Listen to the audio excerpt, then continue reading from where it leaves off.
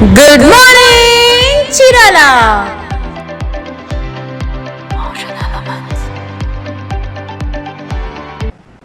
Good morning Chirala. Good morning Chirala కార్యక్రమానికి స్వాగతం. ఈరోజు ప్రధాన పత్రికలు, వాటి ప్రధాన శీర్షికలు, ఇతరత్ర వార్తలు, వాటి గురించి చిన్న చిన్న విశ్లేషణలతో మరి ఈ కార్యక్రమాన్ని కొనసాగిద్దాం. ముందుగా ఆంధ్రజ్యోతి దినపత్రిక తీసుకుంటే, భక్తి శ్రద్ధలతో కార్తీక పౌర్ణమి పుణ్య స్నానాలు అంటూ ప్రధాన శీర్షిక ఒక వార్త రాశారు. వీరి అంచనా ప్రకారం గతంతో పోలిస్తే తగ్గిన భక్తుల సంఖ్య అన్నారు. మరి ఎందుకు తగ్గిందో తెలియదు. అయితే జనం నిన్న విరివిగానే ఉన్నారు. చీరాల మండల వాడరే వేటపాలెం, రామాపురం, కటారవారిపాలెం, పొట్టిచెట్టిపాలెం గ్రామాల్లో భక్తులు నిన్న పవిత్ర స్నానాలు ఆచరించారు. అదేవిధంగా చీరాల వాడరేవు బీచ్ దగ్గర మన చీరాల ఎమ్మెల్యే కొండయ్య గారు మరియు వారి దంపతులు దాదాపు స్నానాలు ఆచరించారు. దాదాపు 30,000 మందికి పైగా సముద్ర స్నానాలు మన ప్రాంతంలో చేశారనేది అధికారుల అంచనా. మరి పుణ్యస్నానాలు ఆచరించిన కొండయ్య దంపతులకి అధికారులు లాంఛనంగా స్వాగతం పలికారు. అదేవిధంగా ఈ బీచ్కి సంబంధించినటువంటి అన్ని ఏర్పాట్లని ఆర్డీఓ గారు, డిఎస్పీ గారు దగ్గర నుండి పర్యవేక్షించి ఎటువంటి అవాంఛనీయ సంఘటనలు జరగకుండా మరి కార్తీక మాస పవిత్ర స్నానాల కార్యక్రమాన్ని ముగింపు చేశారని చెప్పుకోవాలి. అదేవిధంగా నిన్న సాయంత్రం మన వాడరేవులో ఈ కార్తీక దీపోత్సవాన్ని కూడా నిర్వహించారు. మరి చక్కని సాగర హారతి కార్యక్రమాన్ని అది కూడా చక్కగా నిర్వర్తించి మరి పవిత్రమైనటువంటి కార్తీక పౌర్ణమి పర్వదినాన్ని మంచిగానే ఎటువంటి అవాంఛనీయ సంఘటన జరగకుండా జరిపారని చెప్పి తెలియజేసుకోవచ్చు. అలాగే శివనామస్మరణతో కిటకిటలాడిన శివాలయాలు అంటూ మరొక వార్తను ప్రచురించారు. నిన్న మనం మణికేశ్వరం, అద్దంకి నియోజకవర్గం మణికేశ్వరం చాలా పురాతనమైన దేవాలయం. దాని హిస్టారికల్ టెంపుల్, ఉండకమ్మ నది ఒడ్డునే ఉంటుంది అది. మరి దానికి ప్రత్యేకమైన పూజలు నిర్వహించే దశలో మన మంత్రివర్యులు ఒట్టిపాటి బుజ్జి రవికుమార్ గారి భార్య ఎవరైతే ఉన్నారో ఝాన్సీ గారు ప్రత్యేక పూజలు నిర్వహించారంటూ ఒక వార్తని ఇక్కడ ప్రచురించారు. ఇక నిన్న అసెంబ్లీలో మా పచ్చూరు నియోజకవర్గ ఎమ్మెల్యే ఏలూరు సాంబశివరావు గారు మాట్లాడుతూ విద్యుత్ రంగాన్ని జేబు సంస్థగా మార్చిన జగన్ అంటూ ఆయన మాట్లాడిన మాటలతో ఒక వార్తని ప్రచురించారు. దాదాపుగా గత 5 సంవత్సరాల్లో దాదాపుగా విద్యుత్ ఛార్జీలు 8 సార్లు పెంచారంటూ, అంతేకాకుండా విపరీతమైనటువంటి విద్యుత్ ఛార్జీలు పెంచే దశలో ప్రభుత్వం వైఫల్యం చెందిందని చెప్పి ఎల్లు సాంబశివ గారు చెప్పే ప్రయత్నం చేశారు. దానికి ముందు చంద్రబాబు నాయుడు గారు రాకముందు గత చంద్రబాబు నాయుడు ప్రభుత్వం వచ్చినాక విద్యుత్ ఛార్జీలు ఏ విధంగా సరళీకృతం చేసింది, ఏ విధంగా విద్యుత్ ప్రొటెక్షన్ పెంచిన విషయాన్ని గుర్తు చేస్తూ మరి జగన్ ప్రభుత్వంలో అది నీరు గార్చడం వల్ల ఇప్పుడు బాగా ఇబ్బందులు ఏర్పడ్డాయి, ఈ ప్రభుత్వంలో మళ్ళీ వాటిని గాడిలో పెడతామంటూ చెప్పడమే కాకుండా మన విద్యుత్ శాఖ మంత్రి ఆధ్వర్యంలో ఈ విద్యుత్ అవసరాలను దృష్టిలో పెట్టుకొని ఒక చక్కని ఒక విధానాన్ని ఒట్టిపాటి రవికుమార్ ఆధ్వర్యంలో తీసుకెళ్లే ప్రయత్నం చేస్తామంటూ ఆయన మాట్లాడిన మాటలని ఇక్కడ విద్యుత్ రంగాన్ని జేబు సంస్థగా మార్చారు అనే శీర్షిక ద్వారా చూపించారు. మరి అదేవిధంగా ఇక చిన్నగంధంలో పుస్తక పఠనాన్ని అలవర్చుకోవాలి అంటూ ఒక వార్తని ప్రచురించారు ఆంధ్రజ్యోతిలో. మరి నిన్న గ్రంథాలయ వారోత్సవాల సందర్భంగా చిన్నగంధం మండలంలో గ్రంథాలయంలో ఒక చక్కని పుస్తక ప్రదర్శన నిర్వహించారు. ఇక్కడ ముఖ్యంగా మనం అలవర్చుకోవాల్సింది, గుర్తుపెట్టుకోవాల్సింది, అదేవిధంగా తప్పనిసరిగా పాటించాల్సింది పిల్లలకి పుస్తకాలు చదవటం అలవాటు చేయాలి. మీకు గమనిస్తే మనకి ఏ చిన్న విషయాన్నైనా అడిగితే ఎవరన్నా గుర్తు చేసుకొని చెప్తే అతని మేధావిగా మనం చూసేవాళ్ళం, అతన్ని మనం ఒక రెస్పెక్టివ్ మోడ్లో చూసేవాళ్ళం. ఎందుకంటే అతని జ్ఞాపక శక్తి ఆ విధంగా ఉండేది విధంగా చూస్తూ. ఇప్పుడు ఏదడిగినా వెంటనే మొబైల్ చూసి చెప్పే పరిస్థితులు వచ్చినాయి. Without mobile there is no world అనే పరిస్థితి వచ్చింది. ఆలోచించుకోండి, పుస్తకాలు చదవటం వల్ల వచ్చిన నాలెడ్జ్ ఏదైతే ఉందో అది శాశ్వతం. మొబైల్ ద్వారా ఏదైతే అవుతుందో అది టెంపరీ, తెలుసుకుంటున్నాం, పక్కన పడేస్తున్నాం. సేమ్ పిల్లలకి మొబైల్ అలవాటు చేయటం మొదలుపెట్టిన దగ్గర నుంచి పుస్తకాలు చదివేవాళ్ళు లేరు. పుస్తకాలని పుస్తకాలంటే దాని విలువ చూసే పరిస్థితి, అసలు లైబ్రరీలే కనుమరుగయ్యే పరిస్థితి వచ్చింది. ఇదివరకు ప్రభుత్వ లైబ్రరీలో, గవర్నమెంట్ లైబ్రరీలు ఏవైతే ఉన్నాయో అవి నిండిపోయి బయట ప్రైవేట్ లైబ్రరీలో పుస్తకాలు అరగంటే రూపాయి కట్టుకుని చదువుకునే పరిస్థితి ఉండేది అప్పట్లో. అసలు ఈ రోజుల్లో అన్ని కనుమరుగైనవి. కాబట్టి పుస్తక పఠనం తప్పనిసరి అనేది చిన్నప్పటి నుంచి పిల్లలకు అలవాటు చేస్తూ మొబైల్ని దూరంగా ఉంచితే చక్కని, కరెక్ట్గా చెప్పాలంటే పిల్లల్స్ లేని బహుళ అంతస్తుల భవనం ఎలాంటిదో పుస్తక పఠనము లేనటువంటి విద్యార్థులు చదువులు అలాంటివి అని చెప్పి తెలియజేసుకుంటూ పిల్లలకి చదువులు పుస్తక పఠనం అలవాటు చేయాలని చెప్పి తెలియజేస్తా ఉన్నాం. అదేవిధంగా ఇంకో వార్తకి వెళ్తే 25 మందికి ఉద్యోగాలు ఎంపిక అంటూ ఒక వార్త ప్రచురించారు. చీరాల సెంట్రల్ ఇంజనీరింగ్ కాలేజీలో టెక్ మహేంద్ర ఆధ్వర్యంలో ఒక క్యాంపస్ ఇంటర్వ్యూ నిర్వహించారు. చీరాల సెంట్రల్ ఇంజనీరింగ్ కాలేజీ నిజంగా చాలా చక్కగా నిర్వహిస్తూ ఉన్నారు. ప్రతి సంవత్సరం ఎంతో ప్రయాసపడి పెద్ద పెద్ద కంపెనీలను ఇన్వైట్ చేసి క్యాంపస్ ఇంటర్వ్యూలు నిర్వహించి చక్కగా వాళ్ళు ఈ క్యాంపస్ ఇంటర్వ్యూలో పిల్లలకు ఉద్యోగాలు వచ్చే దశలో దాదాపు నిన్న టెక్ మహేంద్ర వాళ్ళు చేసినటువంటి ఈ క్యాంపస్ ఇంటర్వ్యూస్లో 25 మందికి పైగా సెలెక్ట్ అయ్యారంట. చాలా మంచి పరిణామం. ఇట్లాగే మంచి మంచి కంపెనీలు ఇంజనీరింగ్ కాలేజీలు ఆహ్వానించి పిల్లలకి చదువుకుంటే చక్కని ఉద్యోగాలతోటి మన జీవితం భవిష్యత్తుకి భరోసా ఉంటుందనే కాన్సెప్ట్లో భరోసా ఇచ్చినటువంటి సెంటాన్స్ వారికి నేను అభినందన తెలియజేస్తూ, ఇక ఆంధ్రజ్యోతిలో వచ్చిన మరొక వార్తను చూస్తే అన్నీ సమకూర్చితే ప్రైవేట్ కన్నా మిన్న అంటూ చీరాల ప్రభుత్వ ఆసుపత్రికి సంబంధించిన ఒక వార్తను ప్రచురించారు. చీరాల ఏరియా వైద్యాల్లో ఖాళీ పోస్టుల భర్తీ అనివార్యం, ఉన్న వనరులు వినియోగించుకోవాలి, అదనపు వనరులను సమకూర్చుకోవాలి, అవినీతి ఆరోపణలకు చెక్ పెట్టాలి, అదేవిధంగా అభివృద్ధి కమిటీ ఏదైతే ఉందో అది క్రియాశీలకంగా వ్యవహరించాలంటే కమిటీలు ఉన్నాయి కానీ పనిచేసే పరిస్థితి లేదనమాట. సిఫార్సులు అంటే రికమెండేషన్ తగ్గించాలంటూ చక్కని వార్త ప్రకటించారు.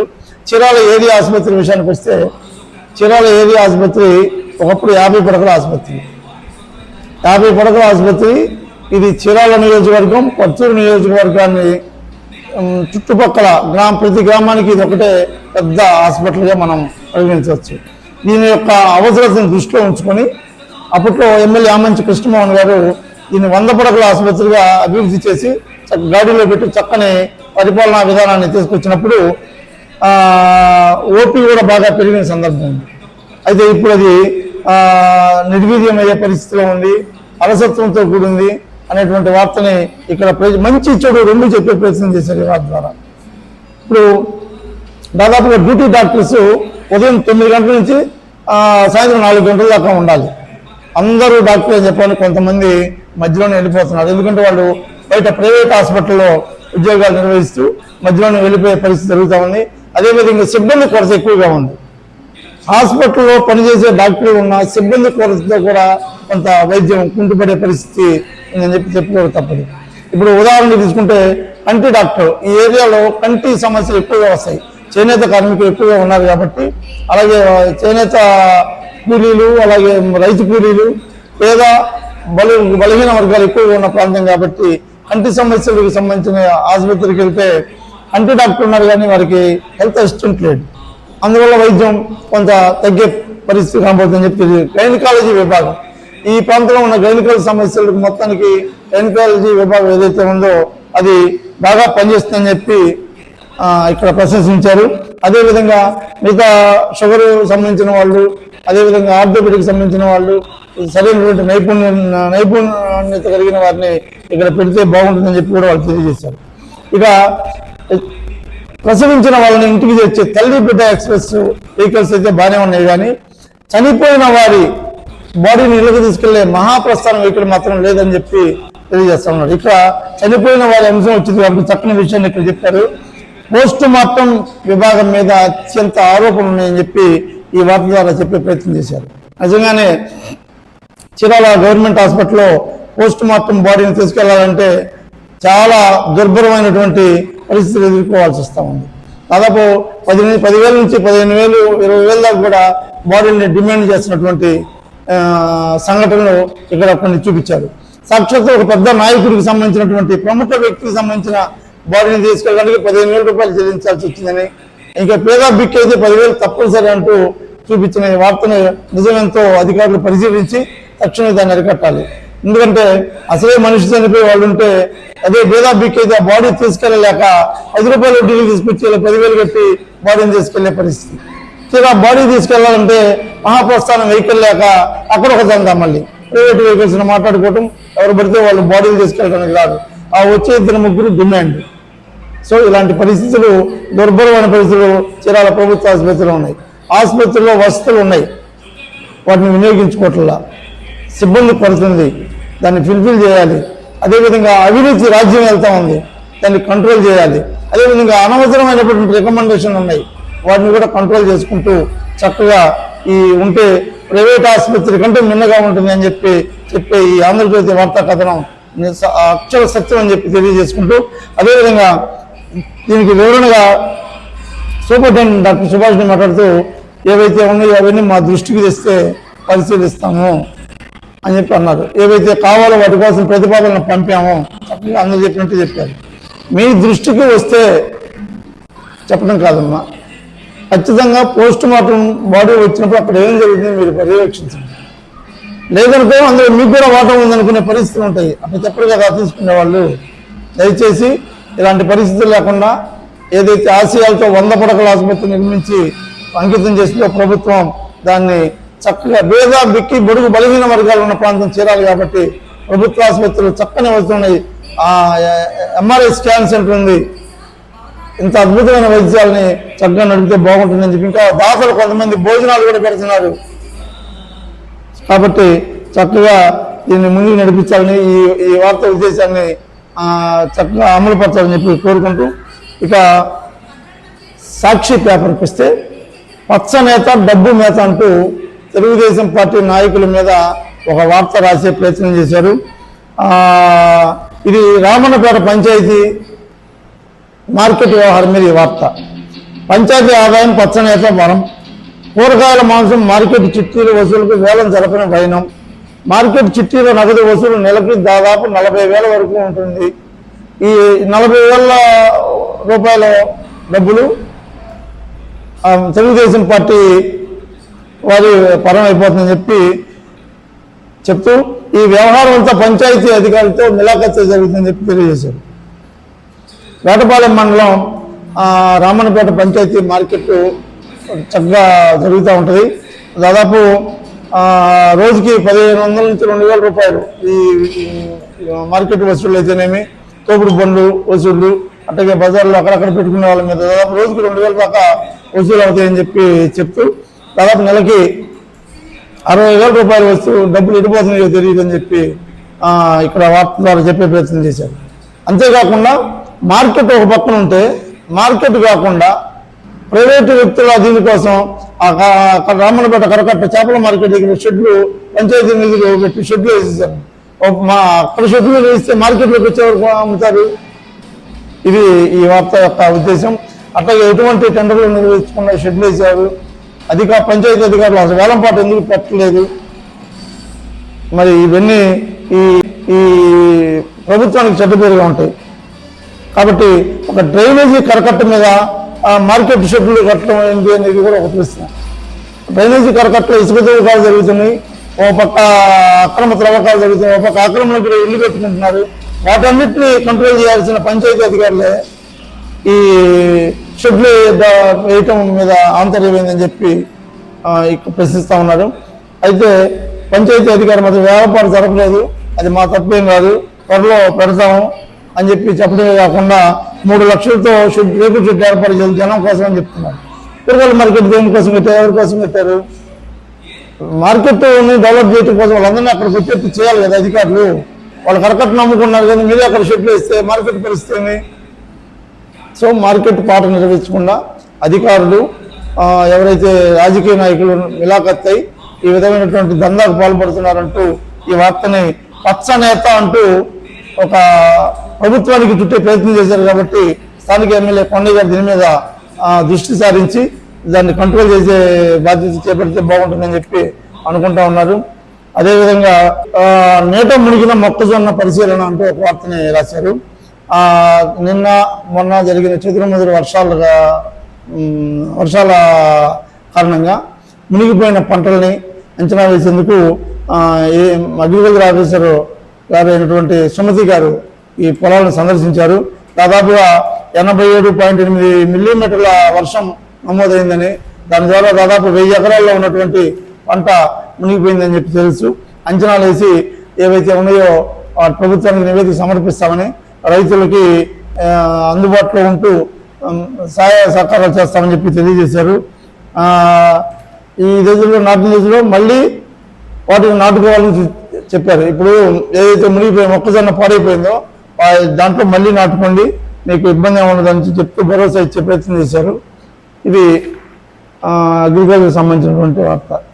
అదేవిధంగా సాక్షి పత్రిక ఒక వార్త తీసుకుంటే ప్రయాణికుల టెన్షన్ అంటూ ఒక వార్తని ప్రచురించారు. ఇది అద్దంకి నియోజకవర్గానికి సంబంధించిన అద్దంకి బస్ స్టాండ్ గురించి. స్లాబులు పెచ్చురుడి పడుతున్న బస్ స్టాండ్లు, అద్దంకి బల్లికూరు పరిస్థితి ఘోరం, భయాందోళనలో ప్రయాణికులు అంటూ ఒక వార్తని ప్రజెంట్ చేశారు.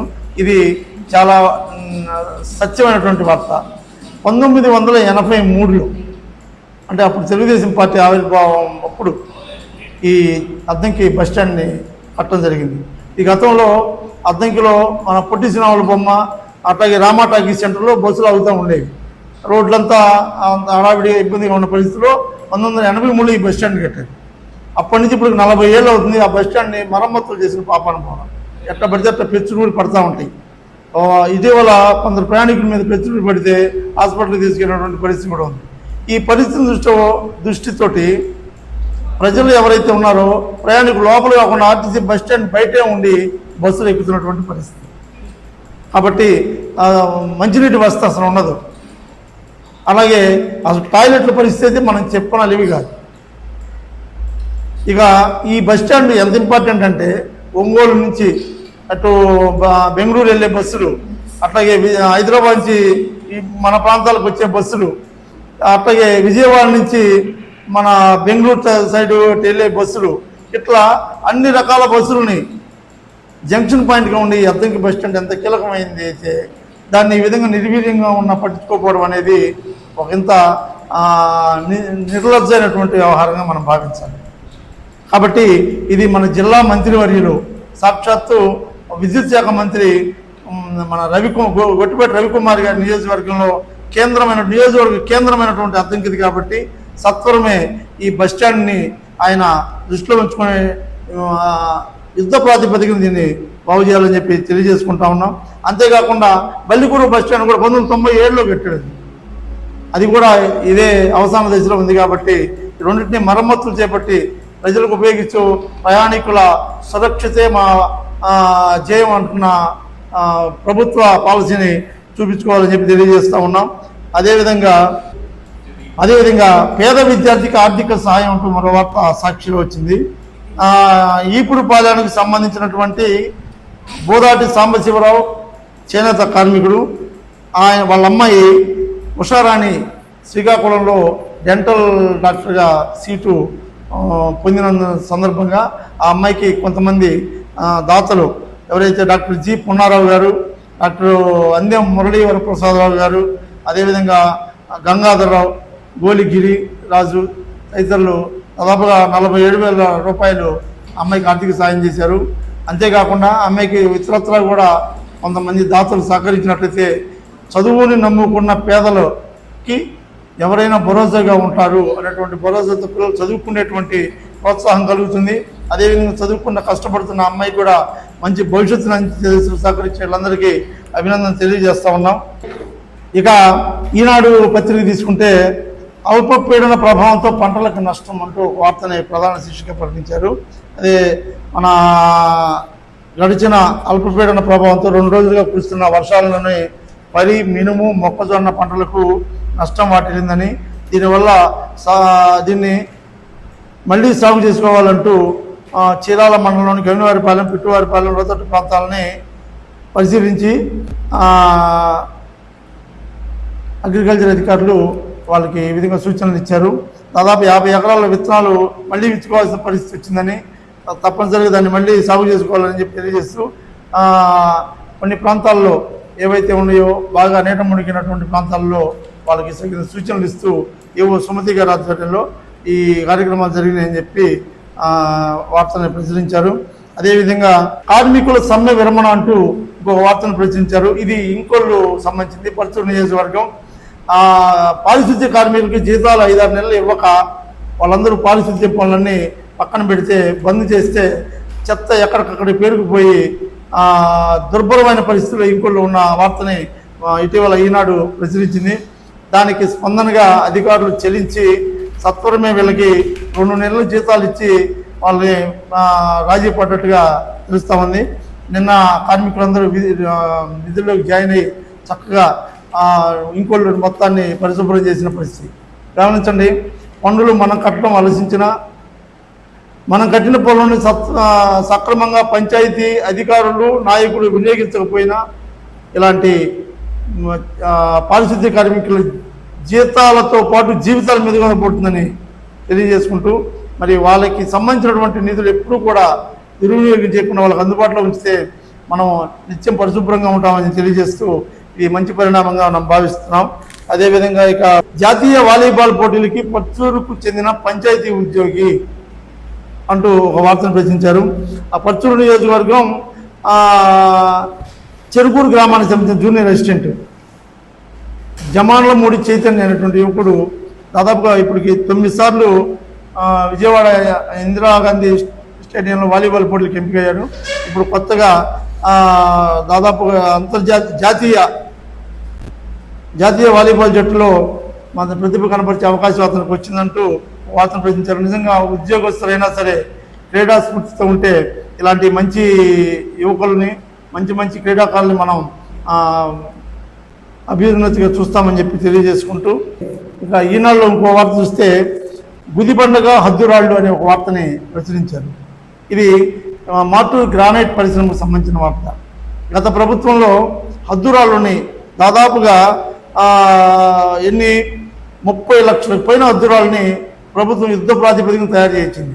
జగనన్న కాలనీలు, జగనన్న ఇళ్ళు, జగనన్న స్థలాలు, లేఅవుట్లకి ఏవైతే ఉన్నాయో వాటికి కావాలని చెప్పి యుద్ధ ప్రాతిపదికన తయారు చేయించి 60 కోట్ల రూపాయల విలువ ఉంటాయంటే ఈ రాళ్ళన్నీ 60 కోట్ల రూపాయల విలువైన రాళ్ళన్నీ గ్రానైట్ పరిశ్రమలో ఎక్కడికక్కడ ఉండిపోయినాయి. ఎందుకంటే ప్రభుత్వం మారింది, అవి ఉపయోగిస్తున్నారు. ఆ రాళ్ళు ఏం చేసుకోవాలని చెప్పి వాళ్ళు ప్రశ్నిస్తున్నారు. ఒకవేళ అది ఉపయోగం పెట్టడం ఆదాయం నష్టం పక్కన పెడితే వాళ్ళు చేసుకునే పనికి అడ్డంగా కూడా ఉన్నాయని చెప్పి తెలుస్తున్నారు. మరి ప్రభుత్వం దీన్ని ఏం చేయాలో ఆలోచించి వాటిని ఉపయోగపెట్టుకుంటే మంచిది. దూరాలోచన లేకుండా ఇలాంటి పరిస్థితుల్ని చూస్తే మనకు చాలా బాధేసింది. మరి చంద్రబాబు నాయుడు గారు వీటిని కూడా ఎలా ఉపయోగపెట్టాలో చూస్తే ఈ 60 కోట్ల రూపాయల వాళ్ళ యొక్క కష్టము, అదేవిధంగా ఈ ప్రభుత్వం మీద ఇలాంటి అపవాదులు పోయే పరిస్థితి ఉంటాయని చెప్పి తెలియజేస్తూ మరి గుదిబండగా మారిన అద్దురాళ్ళనే వార్త ద్వారా స్పందన కలిగిస్తుందేమో అని చెప్పి తెలియజేస్తున్నాం. ఇది ఈనాటి గుడ్ మార్నింగ్ చీరాల కార్యక్రమం. మరి ఇలాంటి వార్తా విశ్లేషణలు, ప్రధాన శీర్షికల విశ్లేషణలతో పాటు చీరాల పరిసర ప్రాంతానికి సంబంధించిన విషయాలను తెలుసుకునే అద్భుతమైన గుడ్ మార్నింగ్ చీరాల కార్యక్రమాన్ని ప్రోత్సహించండి, చూడండి. అట్లాగే సబ్స్క్రైబ్ చేయండి, షేర్ చేయండి. అలాగే మీ యొక్క తెలియపరుస్తున్న విషయాలు కానీ కామెంట్లు కానీ కామెంట్ బాక్స్లో కామెంట్ కూడా చేయండి. Thank you very much. Good morning Chirala.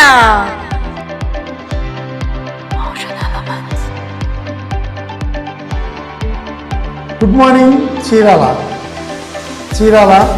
Parchur, Addanki తదితర ప్రాంతాలలో ఏం జరుగుతుంది, ఏ న్యూస్ పేపర్లో ఏమి ప్రచురించారు, ఎక్కడెక్కడ ఈరోజు ఏ కార్యక్రమాలు జరుగుతున్నాయి, ఏ న్యూస్ పేపర్ దేనికి ప్రయారిటీ ఇచ్చింది తదితర అంశాలను ప్రతిరోజు మీ దృష్టికి తీసుకొచ్చే ఏకైక కార్యక్రమం గుడ్ మార్నింగ్ చీరాల. మీ అభిమాన ఎస్బీసీలో ప్రతిరోజు ఉదయం 9 గంటలకు మీకోసం. Good morning Chirala.